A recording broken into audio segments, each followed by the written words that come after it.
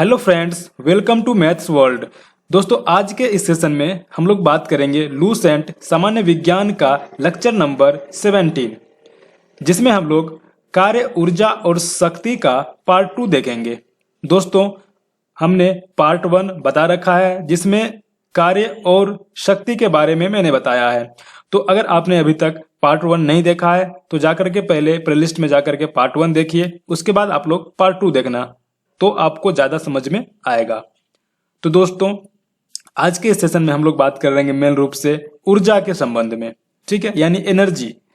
तो स्टार्ट करते हैं आज का सेशन। उम्मीद करते हैं कि आज का सेशन आप लोगों को अच्छा लगेगा। और दोस्तों, अगर अच्छा लगता है तो लाइक और शेयर जरूर कीजिएगा। और दोस्तों, अगर चैनल पे नए हैं तो चैनल को सब्सक्राइब कर लीजिए और बेल आइकन को प्रेस कर लीजिए। तो चलते हैं, देखते हैं आज का सेशन। तो आज के सेशन में हम लोग बात करेंगे ऊर्जा के संबंध में, यानी एनर्जी। तो ऊर्जा क्या होता है? किसी वस्तु में कार्य करने की क्षमता को उस वस्तु की ऊर्जा कहते हैं। किसी वस्तु में कार्य करने की क्षमता को क्या कहते हैं? ऊर्जा कहते हैं।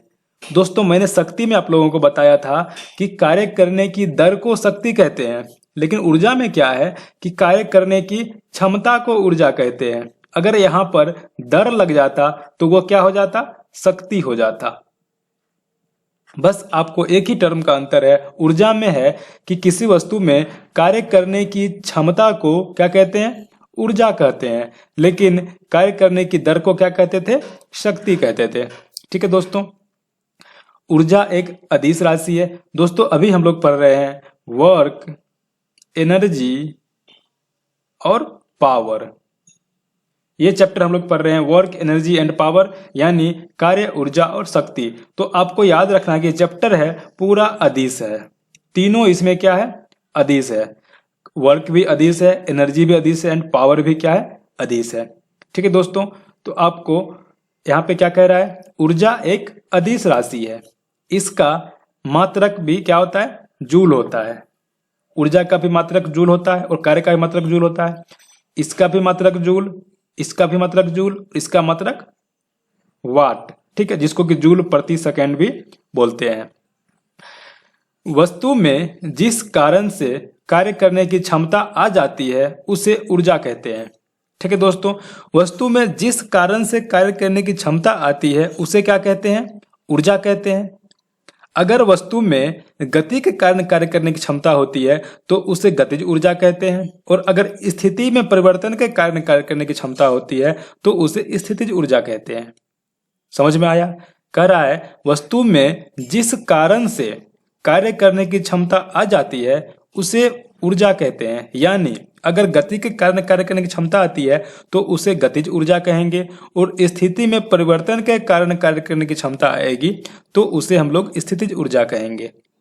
ठीक है, अब हम लोग गतिज ऊर्जा और स्थितिज ऊर्जा के बारे में विस्तार से देखते हैं। अब हम लोग देखेंगे गतिज ऊर्जा, जिसको इंग्लिश में बोलते हैं काइनेटिक एनर्जी। ठीक है दोस्तों, किसी वस्तु में गति के कारण जो कार्य करने की क्षमता आ जाती है उसे उस वस्तु की गतिज ऊर्जा कहते हैं। ठीक है दोस्तों, किसी वस्तु में गति के कारण जो कार्य करने की क्षमता आ जाती है उसे उस वस्तु की गतिज ऊर्जा कहते हैं। गति के कारण है इसलिए क्या नाम है? गतिज ऊर्जा। ठीक है, यदि m द्रव्यमान की कोई वस्तु है, v वेग से चल रही है, गति कर रही है, m द्रव्यमान कोई वस्तु है, v वेग से गति कर रही है, तो गतिज ऊर्जा जो इसका हो जाएगा वो काइनेटिक एनर्जी बराबर 1/2 mv², जो कि आपको ध्यान में रखना है। ठीक है दोस्तों, इसमें v m द्रव्यमान की वस्तु है और गति कर रही है v वेग से, तो इस गति के कारण जो कार्य करने की क्षमता होगी तो उसे गतिज ऊर्जा कहेंगे, और जिसका मान जो हो जाएगा ½ mv², यानी 1/2 mv²। ठीक है दोस्तों, और आगे यहां पर क्या है? ke बराबर 1/2 mv²। ठीक है, अब इस फॉर्मूला से आपको बहुत सारे क्वेश्चंस एग्जाम में आते हैं। आपको क्वेश्चन एक रहेगा कि किसी वस्तु का अगर हम गति को दोगुना कर दें, किसी वस्तु की गति को दोगुनी कर दें तो उसका गतिज ऊर्जा क्या हो जाएगा? तो यहां पर भी था, ठीक है, यहाँ पर भी है, अगर हम इसको 2v कर देंगे, 2v का स्क्वायर, तो ये हो जाएगा कितना, जैसे अगर हम लोग कर दें अब 1/2m 2v का स्क्वायर, अगर वेग को दोगुना कर दें तो क्या हो जाएगा, ये 4 हो जाएगा गुने 1/2 mv स्क्वायर। ठीक है, क्योंकि 2 दूना 4 होता है। तो पहले जो गतिज ऊर्जा था हमको, उससे कितना गुना हो गया, 4 गुना हो गया। इससे बहुत सारे क्वेश्चन रहेंगे, आपको अगर 3 गुना कर दे वेग तो ये 9 गुना हो जाएगा। ठीक है, तो यहाँ पे कह रहा है अर्थात किसी वस्तु का द्रव्यमान दोगुना करने पर उसकी गतिज ऊर्जा दोगुनी हो जाएगी, क्योंकि द्रव्यमान में तो स्क्वायर नहीं लगा हुआ है। ठीक है, तो जितना गुना द्रव्यमान करेंगे उतना ही गुना गतिज ऊर्जा होगा, लेकिन जिसमें स्क्वायर लगा हुआ है तो इसको दोगुना करने पर गतिज ऊर्जा 4 गुनी हो जाएगी, इसको 3 गुना करने पर गतिज ऊर्जा 9 गुनी हो जाएगी, इसको 4 गुना करने पर गतिज ऊर्जा 16 गुनी हो जाएगी, यानी उसका स्क्वायर हो जाएगा। ठीक है दोस्तों, और द्रव्यमान को आधी करने पर गतिज ऊर्जा आधी हो जाएगी, क्योंकि इस पर कोई पावर नहीं है, तो इसको द्रव्यमान को दोगुना कर देंगे तो गतिज ऊर्जा दोगुनी हो जाएगी, इसको आधी करेंगे गतिज ऊर्जा आधी हो जाएगी। इसी प्रकार वस्तु का वेग दोगुना करने पर क्या होगा, गतिज ऊर्जा 4 गुनी हो जाएगी, क्योंकि वेग में स्क्वायर लगा हुआ है, और वेग को आधा करने पर गतिज ऊर्जा 1/4 गुनी हो जाएगी। ठीक है दोस्तों, अगर इसको हम 1/2 करेंगे तो इसका स्क्वायर करेंगे तो 1/4 हो जाएगा। ठीक है, तो गतिज ऊर्जा कि 1/4 गुनी हो जाएगी। उम्मीद करता हूं यहाँ पर आपको समझ में आ गया होगा कि गतिज ऊर्जा आधी और गतिज ऊर्जा दोगुनी कैसे होती है, द्रव्यमान को चेंज करेंगे तो गतिज ऊर्जा पर क्या इफेक्ट आएगा, और वेग को चेंज करेंगे तो गतिज ऊर्जा पर क्या इफेक्ट आएगा। तो उम्मीद करता हूं दोस्तों, अगर ऐसा क्वेश्चन आपको एग्जाम में आएगा तो अब सॉल्व हो जाएगा। तो आगे बढ़ते हैं दोस्तों, ये टॉपिक बहुत ही इंपॉर्टेंट है। ठीक है, इसको भी आई कर लीजिएगा कि गतिज ऊर्जा और संवेग में संबंध। तो दोस्तों आप लोगों को मैंने बता रखा है कि संवेग जो है, संवेग एक सदिश राशि है। ठीक है, और इसका मान जो होता है mv, द्रव्यमान गुना वेग, यानी p बराबर जो होता है क्या होता है mv, इसको बोलते हैं संवेग p, इसको p से डिनोट करते हैं, जिसका जो वैल्यू होता है m और v के गुणनफल के बराबर होता है। ठीक है, और अभी मैंने बताया आपको गतिज ऊर्जा क्या होती है, के ई यानी काइनेटिक एनर्जी बराबर होती है 1/2 mv स्क्वायर। ठीक है, 1/2 mv स्क्वायर।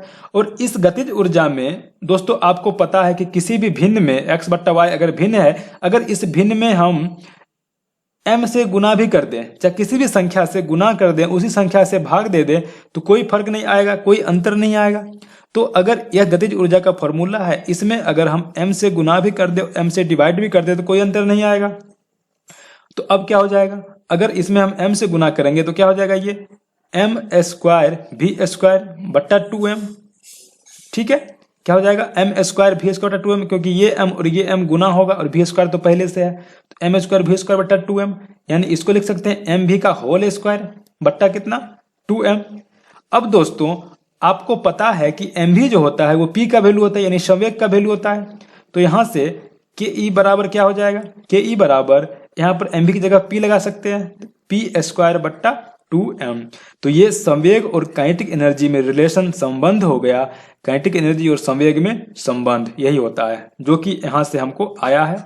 ठीक है दोस्तों, तो अब इसमें क्वेश्चन कैसे आते हैं वो हम लोग देखेंगे। अर्थात संवेग जो है, संवेग 2 गुना करने पर गतिज ऊर्जा 4 गुनी हो जाएगी। ठीक है दोस्तों, अगर अब आपको क्वेश्चन इसमें ऐसा आएगा कि किसी वस्तु के संवेग को 2 गुना करते हैं तो गतिज ऊर्जा कितनी गुनी हो जाएगी, आपको क्वेश्चन ऐसा बहुत सारे एग्जाम से मिल जाएंगे। ठीक है, तो अगर हम संवेग को 2 गुना कर रहे हैं, अगर पहले p संवेग था अब इसको 2p करेंगे, अगर पहले p था अब 2p का स्क्वायर होगा बट्टा 2m, तो यहाँ पर क्या हो जाएगा 4p स्क्वायर बट्टा 2m। तो p स्क्वायर बट्टा 2m तो पहले से था और इसको 4 गुना हो गया, यानी अगर हम संवेग को 2 गुना करेंगे तो गतिज ऊर्जा 4 गुनी हो जाएगी, क्योंकि यहाँ पर क्या है स्क्वायर लगा हुआ है।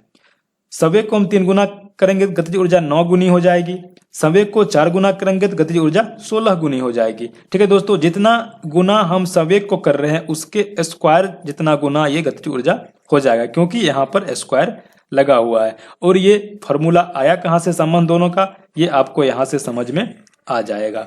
ठीक है दोस्तों, तो उम्मीद करता हूं ये भी आपको समझ में आ गया होगा।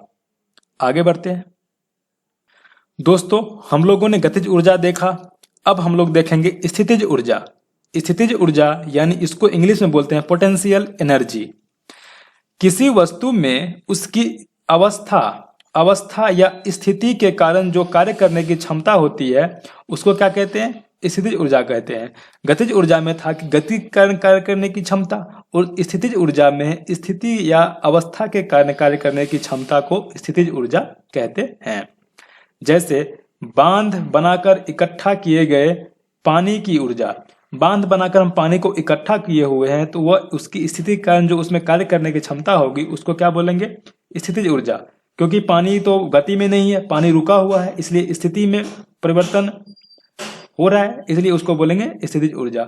घड़ी की चाबी में संचित ऊर्जा स्थितिज ऊर्जा का उदाहरण है। तनी हुई स्प्रिंग या कमानी की ऊर्जा, ये भी क्या है? स्थितिज ऊर्जा का उदाहरण है। इससे आपको क्वेश्चंस आते हैं कि बांध बनाकर इकट्ठा किए गए पानी में कौन सी ऊर्जा होती है, तो आपको ध्यान रखना पड़ेगा कि स्थितिज ऊर्जा है, क्योंकि पानी रुका हुआ है। घड़ी की चाबी, हम जो घड़ी की चाबी डाल करके उसमें छोड़ देते हैं तो घड़ी चलता रहता है, तो उसमें कौन सी ऊर्जा रहती है? तो उसमें भी क्या रहती है? घड़ी के चाबी में स्थितिज ऊर्जा संचित रहती है। तनी हुई स्प्रिंग में भी स्थितिज ऊर्जा रहती है और कमानी में भी स्थितिज ऊर्जा रहती है। गुरुत्व बल के विरुद्ध संचित स्थितिज ऊर्जा का व्यंजक जो है सो ये है Pe बराबर mgh। इसको मैं आपको अभी समझाता हूं। क्या कह रहा है दोस्तों यहाँ पर? गुरुत्व बल के विरुद्ध जो संचित स्थितिज ऊर्जा होती है उसका व्यंजक क्या है? Pe बराबर mgh, यानी पोटेंशियल एनर्जी बराबर क्या? mgh। यह जो दोस्तों यह जो फॉर्मूला है वह केवल और केवल गुरुत्व के विरुद्ध जो है संचित ऊर्जा स्थितिज ऊर्जा का व्यंजक है। ठीक है, जैसे अगर हम, ये ग्राउंड है, ये जमीन है, ठीक है, यहाँ से किसी वस्तु को हम उठा करके यहाँ ले आए, ये वस्तु का द्रव्यमान अगर m है और इसकी ऊंचाई अगर h है और गुरुत्वीय त्वरण अगर g हो, तो इसकी पोटेंशियल एनर्जी जो यहाँ पर स्थितिज ऊर्जा जो होगी यहाँ पर Pe बराबर क्या हो जाएगा? mgh। ठीक है, Pe बराबर क्या? mgh। इससे आपको बहुत सारे क्वेश्चंस आएंगे, आपको वस्तु का द्रव्यमान दे देगा, क्वेश्चन में आपको वस्तु का द्रव्यमान दे देगा, वस्तु की ऊंचाई दे दिया जाएगा, उसको वहां पर आपको वस्तु की स्थिति ऊर्जा पूछ लिया जाएगा। ठीक है, और जी का मान जो होता है 9.8 मीटर प्रति सेकेंड स्क्वायर, ये एक यूनिवर्सल है, जी का मान 9.8 मीटर प्रति सेकेंड स्क्वायर होता है। ठीक है दोस्तों, तो उम्मीद करता हूं समझ में आया। स्थितिज ऊर्जा क्या होता है वो समझ में आ गया। और गुरुत्व बल के विरुद्ध, यानी गुरुत्वाकर्षण बल नीचे तरफ लगता है, इसके विरुद्ध हम ऊपर वस्तु को उठा करके यहां तक ले गए हैं, तो यहाँ पर जो स्थितिज ऊर्जा हो जाएगी वो जो हो जाएगा वो Pe बराबर mgh, क्योंकि इसको हम हाइट h ऊंचाई तक ले गए हैं और ये वस्तु का द्रव्यमान m है और गुरुत्व जनित त्वरण जो है g है, इसलिए इसका मान जो हो जाएगा Pe बराबर mgh। ठीक है, आगे बढ़ते हैं। अब दोस्तों हम लोग देखेंगे ऊर्जा संरक्षण का नियम, यानी law of conservation of energy. तो ऊर्जा संरक्षण का नियम को मैं बहुत ही आसान शब्दों में आपको समझाने वाला हूं। ऊर्जा संरक्षण का नियम कहता है कि विश्व में या ब्रह्मांड पर ऊर्जा का न तो निर्माण किया जा सकता है और न ही उसका विनाश किया जा सकता है। ठीक है दोस्तों, ऊर्जा का न तो निर्माण किया जा सकता है और न ही उसका विनाश किया जा सकता है। ऊर्जा को केवल एक रूप से दूसरे रूप में बदला जा सकता है। यह है ऊर्जा संरक्षण का नियम, यानी ऊर्जा जो है संरक्षित रहती है। ठीक है, न तो इसको हम बना सकते हैं और न ही इसको हम बर्बाद कर सकते हैं, खत्म कर सकते हैं। इसको केवल एक रूप से दूसरे रूप में बदल सकते हैं। ठीक है, तो इसको हम किताब की भाषा में देखते हैं क्या कह रहा है। ऊर्जा का न तो निर्माण होता है न विनाश, अर्थात विश्व की कुल ऊर्जा जो है नियत रहती है, यानी कंजर्व यानी संरक्षित रहती है। ऊर्जा का केवल एक रूप से दूसरे रूप में रूपांतरण होता है। जब भी ऊर्जा किसी रूप में लुप्त होती है, ठीक उतनी ही ऊर्जा अन्य रूप में प्रकट हो जाती है। ठीक है, यही क्या है ऊर्जा संरक्षण का नियम है। तो दोस्तों आपको अगर इलेक्ट्रिक एनर्जी विद्युत ऊर्जा जो है बल्ब को देते हैं, अगर हम लोग विद्युत ऊर्जा बल्ब को देते हैं तो वहां से हमको प्रकाश ऊर्जा और उष्मा ऊर्जा के रूप में हमको दूसरे रूप में ऊर्जा का रूपांतरण हो जाता है। यह एक एग्जाम्पल हो गया। ठीक है, अब हम लोग ऊर्जा संरक्षण के नियम का कुछ क्वेश्चन में देखेंगे, क्वेश्चन में यूज कहाँ होता है। जैसे आपको दे देगा कि कोई मकान का छत है, यहाँ पर कोई वस्तु m द्रव्यमान का रखा हुआ है, जो मकान का ऊंचाई हाइट जो है जमीन से वो h है। ठीक है दोस्तों। अब बोलेगा कि यह जो वस्तु है इसको हम लोग क्या किए हैं, नीचे तरफ गिरा दिए, तो जमीन पर गिरने से पहले वस्तु का गतिज ऊर्जा कितना हो जाएगा। ठीक है, क्या पूछ देगा, वस्तु का काइनेटिक एनर्जी जो है सो जमीन पर गिरने से पहले कितना होगा।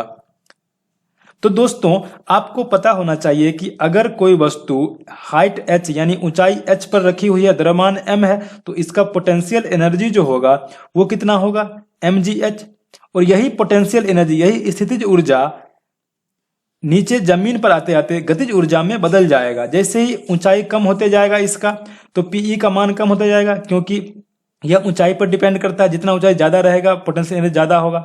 ऊंचाई जैसे कम होते होते होते होते यहाँ पर क्या है, ऊंचाई 0 है, यहाँ पर क्या है, हाइट 0 है, तो यहाँ पर पीई क्या हो जाएगा, पोटेंशियल एनर्जी जमीन पर पहुंचते पहुंचते क्या हो जाएगा, शून्य हो जाएगा। यानी पूरा पोटेंशियल एनर्जी जो है तो काइनेटिक एनर्जी में कन्वर्ट हो जाएगा। तो यहाँ पर काइनेटिक एनर्जी जो होगा इसी पोटेंशियल एनर्जी के बराबर नीचे काइनेटिक एनर्जी हो जाएगा।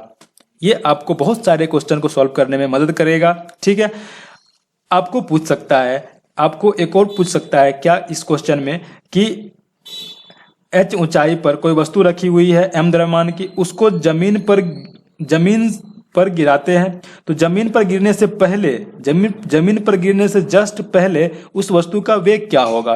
तो दोस्तों ये जो काइनेटिक एनर्जी है वो mgh के बराबर हो जाएगा। यानी काइनेटिक एनर्जी का फॉर्मूला होता है 1/2 mv², जो कि mgh के बराबर हो जाएगा। यहाँ से क्या हो जाएगा, m और m कट जाएगा, तो यहाँ से v² बराबर 2gh हो जाएगा। ठीक है दोस्तों, तो यहाँ से हम लोग वेग यहाँ पर निकाल सकते हैं। तो उम्मीद करता हूँ दोस्तों ये सब समझ में आपको आ रहा होगा। क्वेश्चन मैं आपको अगले सेशन में बताऊंगा कि इस कितने क्वेश्चंस न्यूमेरिकल इस चैप्टर से आ सकते हैं। बहुत ही इंपॉर्टेंट चैप्टर है वर्क एनर्जी पावर। ठीक है दोस्तों, इसको आप लोग बहुत अच्छे से समझना, बहुत अच्छे से ध्यान में रखना, और मैं आपको सारा न्यूमेरिकल बताने वाला हूँ। ठीक है, तो आगे बढ़ते हैं दोस्तों। ये टॉपिक ऊर्जा का रूपांतरण जो है, कौन सा डिवाइस, कौन सा उपकरण जो है सो किस ऊर्जा को किस ऊर्जा में रूपांतरित करता है, ये भी बहुत ही इंपॉर्टेंट है। ठीक है दोस्तों, ये बहुत ही आसानी से आपको याद हो जाएगा। ठीक है, जो कि डेली लाइफ में आप यूज करते होंगे जो उपकरण, वही उपकरण यहाँ पे दिया हुआ है। ऊर्जा रूपांतरण के कुछ उदाहरण नीचे दिए गए हैं, इससे आपको क्वेश्चन हर एक एग्जाम में मिल जाएंगे। अब जैसे दोस्तों सौर सेल दिया हुआ है, तो सौर सेल में क्या होता है कि प्रकाश ऊर्जा, सूर्य का प्रकाश उस पर पड़ता है और उससे क्या होता है, हमको इलेक्ट्रिक एनर्जी निकलती है, विद्युत ऊर्जा बन के निकलता है। यानी प्रकाश ऊर्जा को क्या करता है, विद्युत ऊर्जा में रूपांतरित करता है।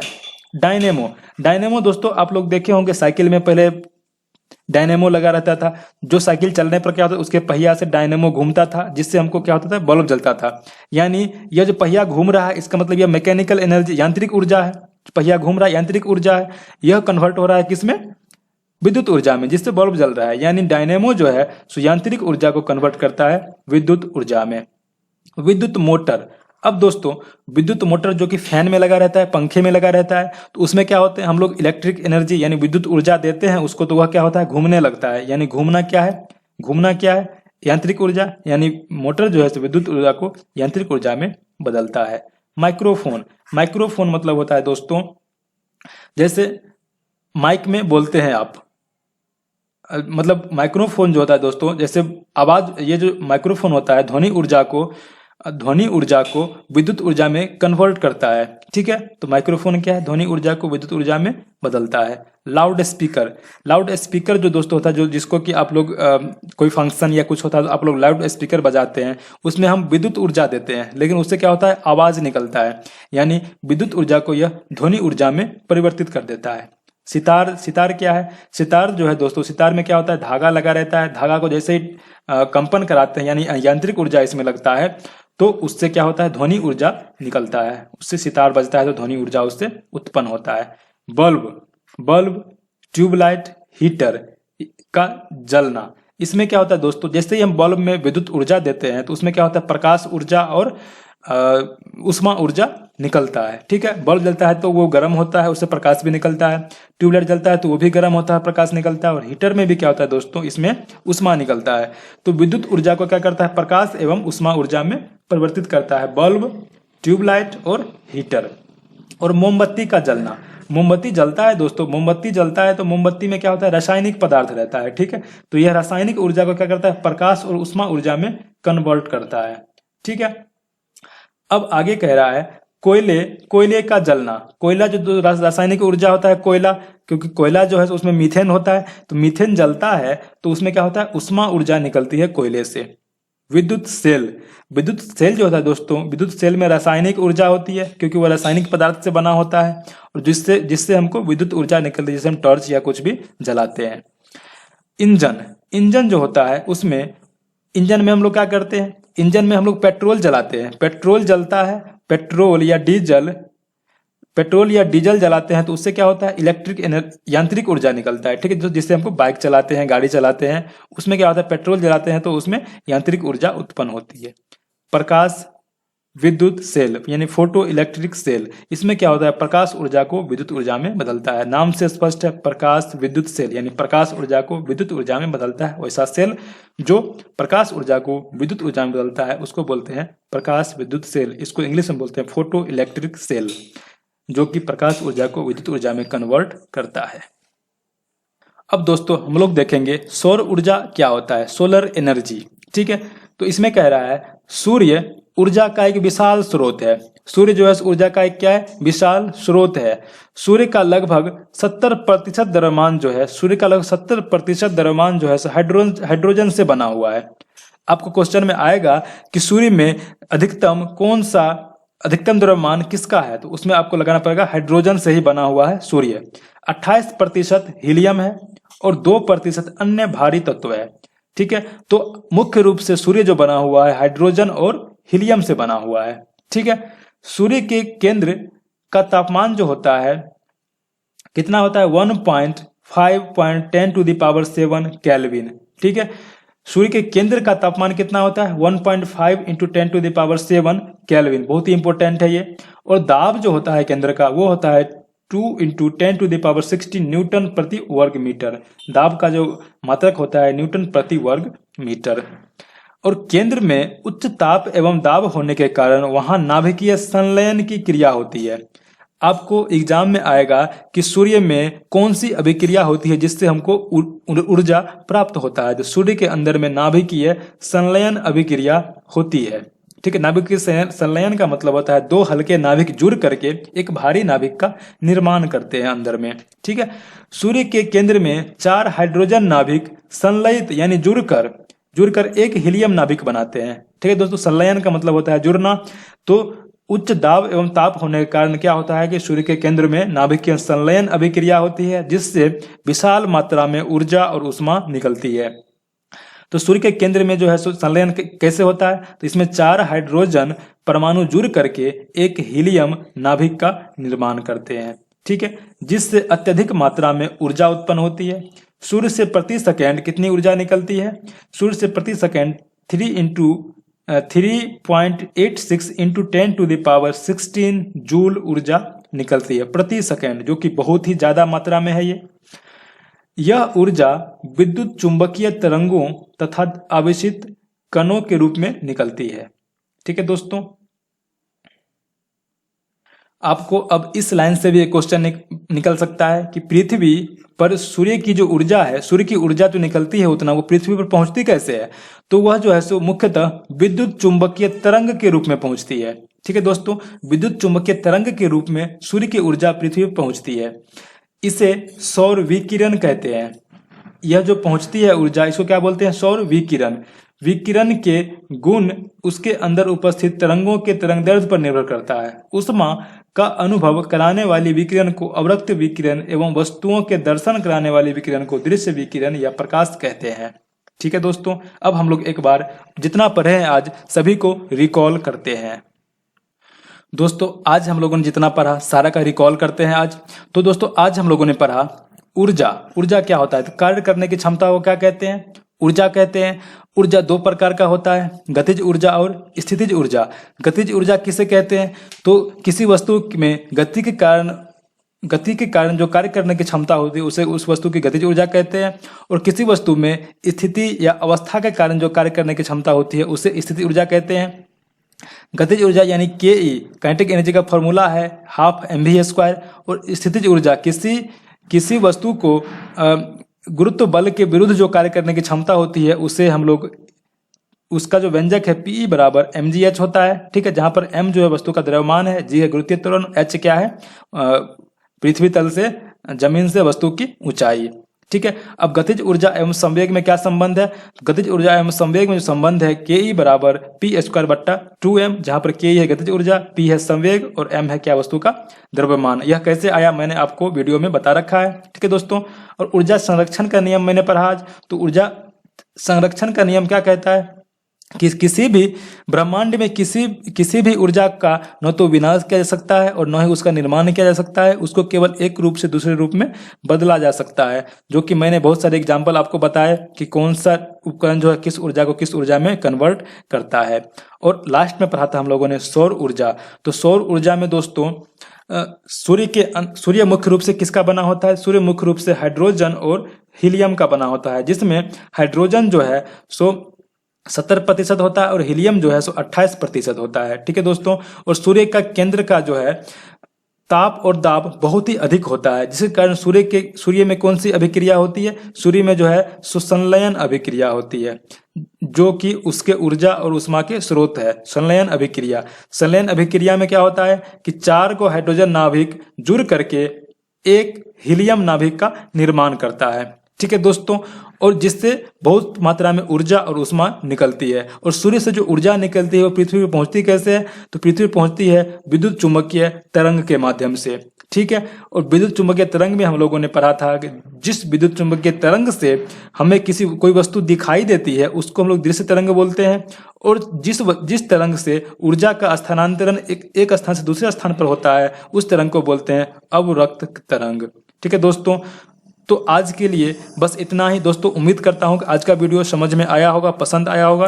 तो दोस्तों अगर वीडियो पसंद आया है तो लाइक और शेयर जरूर कर दीजिएगा, और अगर चैनल पे नए हैं तो चैनल को सब्सक्राइब कर लीजिए और बेल आइकन को प्रेस कर लीजिए। तो दोस्तों आज के लिए बस इतना ही, मिलते हैं फिर नेक्स्ट सेशन में। जय हिंद, जय भारत।